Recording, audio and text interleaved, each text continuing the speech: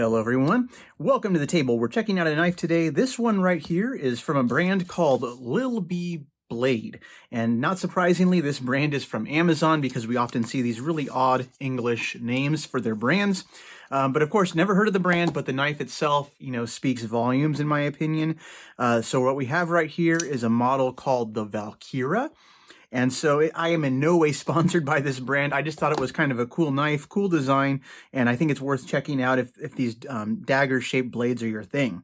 So I heard of this brand. They advertised on Reddit, one of the knife communities I saw there. It might have been like Budget Blades or Knife Swap or one of those things. But essentially they had a coupon to offer. So this knife cost me about $25, shipped. And it has a lot of stuff going for it, especially at that price. But let's just check it out. Of course, what's going to draw you to it first, look at the blade here. Beautiful dagger shaped blade. And we can see it has this black stonewash finish. So that's very, very nice. This side right here has that false edge. And so it's not a double-edged blade, although I imagine if you had sharpening skills, you could easily put an edge on this side as well without too much detriment. But the knife is a flipper. So we have these dual guards right here on the front, and this side right here flips out the blade. And you'll notice it has a crossbar style lock, so in other words, an axis style lock. So that works pretty well. And the knife itself does run on bearings. And it's an interesting action, opens and closes just like you would expect an axis lock to function. But what's really nice about the action here, I don't know if it's a nice thing necessarily, but you can see letting it go, the blade drops and it kind of has like a natural detent right there where it likes to stop in the middle of travel. So it's not going to guillotine your finger if it actually, if your finger gets in that way of the path of the blade. So you can see that right there. So kind of an interesting design choice there. But what's nice about this blade, this knife, what really drew me to it, of course, the dagger-shaped blade. The handles, though, are actually really interesting to look at. So they call this a burgundy G10. And in my opinion, this feels a lot like a micarta. It looks a lot like a micarta. The texture on it is nice and rough. And you don't see, a really rough G10 out there anymore. But this gives a really good grip, in my opinion. So you can see kind of the color difference, like one side's a little darker than the other. I don't know if that comes across on camera as well, but in hand it does. But either way, it's actually kind of a rough material, and it's kind of interesting for me. I have dogs at home, so like all of their fur like catches on the material because it's rough, and so I'm always like picking hair off of the handle, which is kind of a silly gripe, but it's actually a really nice thing in terms of a functional knife. You have a grippy texture. And I especially appreciate that in, wintertime. But we also have, of course, a deep carry pocket clip. And so you can see the deep carry style right there. It loops over the opposite side handle. And I did look there inside the handle, and it's not going to be reversible. It looks like it might be because you can see the screw right here on both sides, but there's no cutout on the opposite side for this clip to come out and reverse. So you are going to be stuck with a right-hand side tip-up carry. And so for most of us, that's not going to be, a concern, a major problem or anything, but just making you aware. We also have a little lanyard hole right here on the back. So that is present.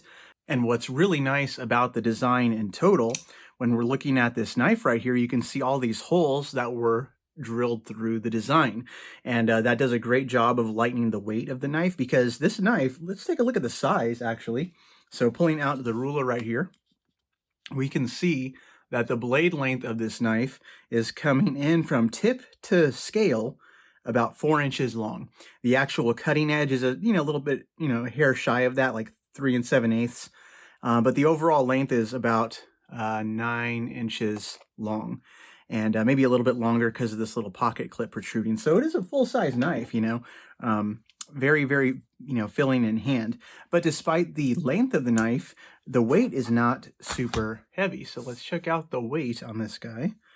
From when I weighed it before, it comes in at less than 4 ounces. So we have 3.95 ounces right here. For a knife with a 4-inch blade, not bad at all. So that's pretty nice. So interesting design, budget price. Our blade steel that we have right here, this is a D2 blade steel, so not surprising for, again, what is essentially a budget knife. So that's just something interesting to cover. So I thought I would just share this with everybody. And again, I'm not sponsored by these guys. I mean, I'll put a link in the comments or in the description in case you're interested in the knife, but I don't get anything from it. I just like sharing cool designs and cool knives with the public out there.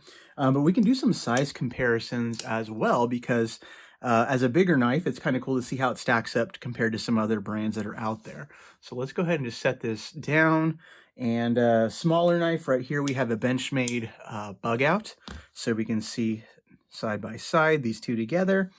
And looking at a knife that has a bigger blade on it, let's see what we have here. I have a Microtech. This is an MSI. And I always call this my gas station knife just because it's kind of a silly design. But look at the size. Look at the size comparison. Overall length is incredibly similar. And again, very different classes of knife, and especially price point, of course. So this MSI comes in, this is a G10 model, so it was a little over $200. But either way, you can see at least lengthwise kind of how it fits. It's also going to be a similar size to like your Spyderco Enduras and things like that. I don't have one of those on the table currently, but if you have one of those knives, it can kind of approximate the size choice that we have here. But being a crossbar action style knife, there's really no blade play in the action. Very solid, as a knife overall. We can check out the centering as well. So you can see centering is pretty much dead on, especially the fact that it's on bearings, it's a crossbar action. There's really no reason for it not to be, essentially perfectly centered. And the liners, of course, are this black coated steel. And with these lightning holes, I guess I'm calling them, again, the weight is down quite a bit. And so a lot of foreign knives out there today, they do put holes in the liners. And this one, we actually got holes in the scales as well, which of course, adds that extra flair to the look of the knife. So it's either your thing or it's not. But I do appreciate the look of the guards right here. One of them being the flipper, and then one of them being there just for show. And I do make the mistake, because the knife is so symmetrical, I have made the mistake of trying to flip it from the wrong side. I'm like, why isn't it going? Why isn't it going? And then I realize I'm on the wrong side of the action. So that's kind of something that you just kind of have to get used to. You see the crossbar action right here, and you can see that it is the flipper side.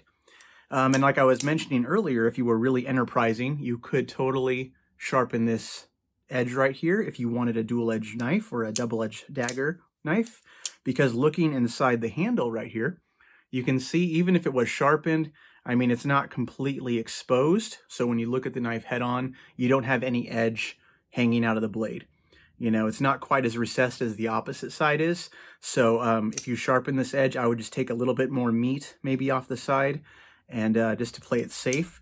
Because right here, it's kind of close, but I imagine if you take off enough steel to give it an edge, it's going to be recessed enough within the handle to make that safe to carry that way. But I think for most of us, we're not looking for necessarily a double-edged dagger, even if you like the style. I know a lot of localities frown upon that kind of thing, but you can still get the look of the knife in your hand.